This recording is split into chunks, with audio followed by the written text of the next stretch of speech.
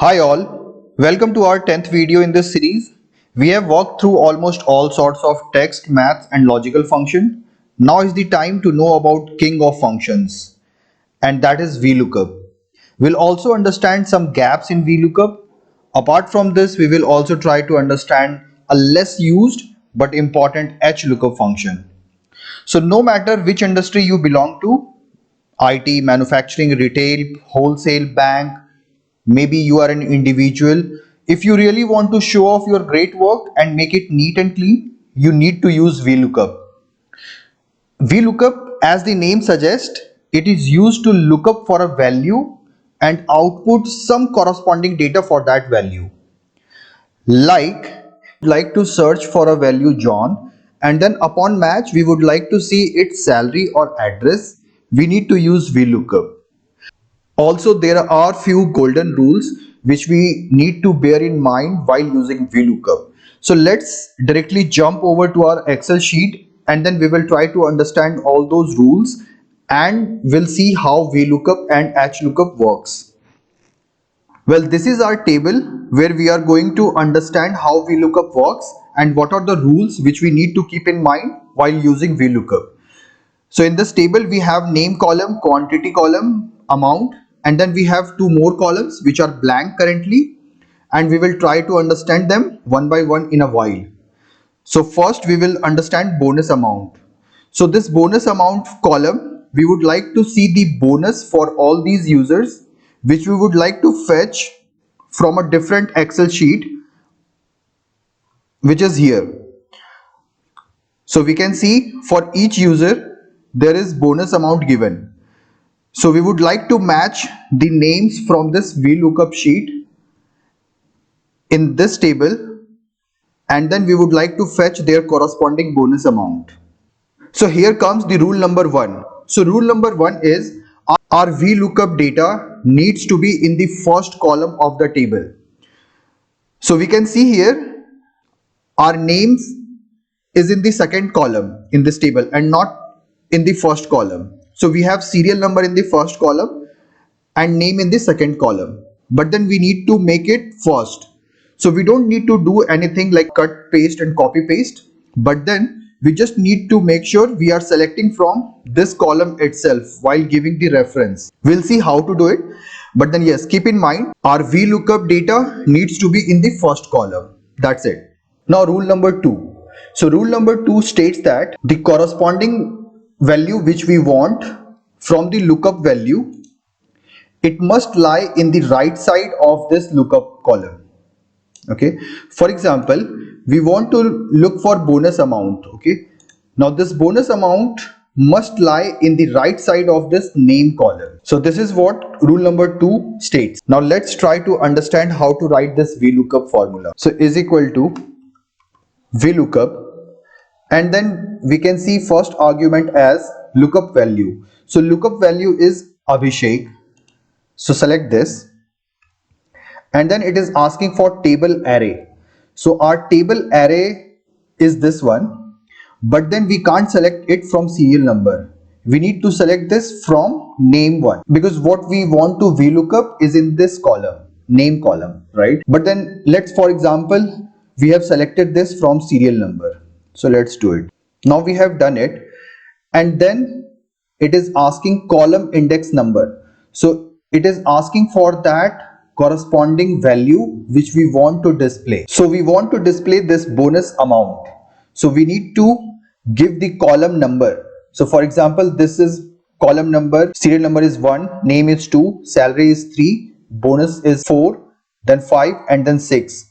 So this is, we want the value from 6th number column, and then there is, okay, so there are two options, one is true and another is false.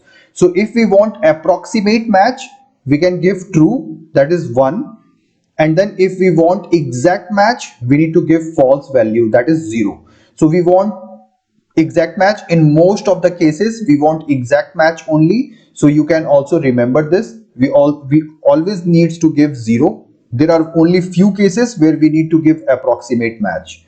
So for this time, let's give it 0, enter, and we should not get the right result because we have selected from serial number column, right? And this is not the column which we were looking for. So see, we are getting not available. Okay, now simple reason, it was trying to look for Abhishek in the first column, which is serial number, and since it was not able to find it, it gave not available as the answer. So we can simply change the table. So let's again delete all the arguments here till here, and then where it is asking for table array, again go to this sheet and then now select from name column. Now it is fifth bonus amount, which is correct one, is fifth column. So we'll give 5 and then for exact match we'll give 0 and hit enter. See, now we are getting the right bonus amount. So that's how VLOOKUP works. Now what if in this Excel sheet, in this table, someone is adding or deleting any column in between name and bonus amount column? So let's see the result. So we can add a column. Just select this column and press Ctrl and then plus sign. So it will add a column. Okay, so we have added a column here from where we are taking the corresponding value. Now let's see what happened to our VLOOKUP formula. Whoops. So now it has all gone 0. Why? Because we have referenced, if we look at the formula, we have referenced the column number as 5. And if you go in this table and if you count the bonus amount now, it has become 1, 2, bonus 3, and this column is 4, this 5, and then bonus amount correct is now 6. And that's why we are getting 0 as the answer. So how can we correct this? So before even correcting this, let's understand one more function, and that is columns function. So what is columns function? Let's understand this. Is equal to columns, make it plural one, tab, and then array. In array we need to select the header, the column header. Okay, now for example we have selected these 4 column headers and then press enter. So we can see it is 4. Now what if we add a column here? So it is again, we need to select this column, control and then plus sign. See, it is automatically getting reflected, right? Do it more. See. So what it does is, it simply fixes the first column and then the last column in our selection. So we have selected, if we see here in the headers, we have selected name and then the bonus amount. So it just fixes the first and last column, and no matter what columns we add or delete, it just keeps on auto updating it. So we are going to use the same formula in our VLOOKUP function to make sure even if we add or remove any column in between, this is not going to impact our VLOOKUP formula. So let's see here. So let's see how to correct this error with columns function. So is equal to VLOOKUP. Our lookup value is Abhishek. Our table array is this one. Now it is asking for column index number, but we are not going to give any integer, but then we are going to give it a dynamic number, which is our columns function, right? So using columns function, we will give the column header from name till bonus amount correct, and it will auto update whenever we changes the number of columns in between. So we will give columns function, not column but then columns function, and then select the column header from name till bonus amount, close the bracket, and we want exact match. So see, this is what. Now even if adding or deleting any column in between is not going to impact our result, we can check this. So for this, let's delete this column. So after deleting this, we would have correct result in both these columns. But then if we add like 2, 3, 4 columns, it is going to give incorrect result in this column because we have not used columns function, but then we have hard referenced the column number. while in this one, in this column, we have used columns function to get the number of those columns. So that's why it is dynamic and it is always giving us the right result, no matter what we do with the columns in between.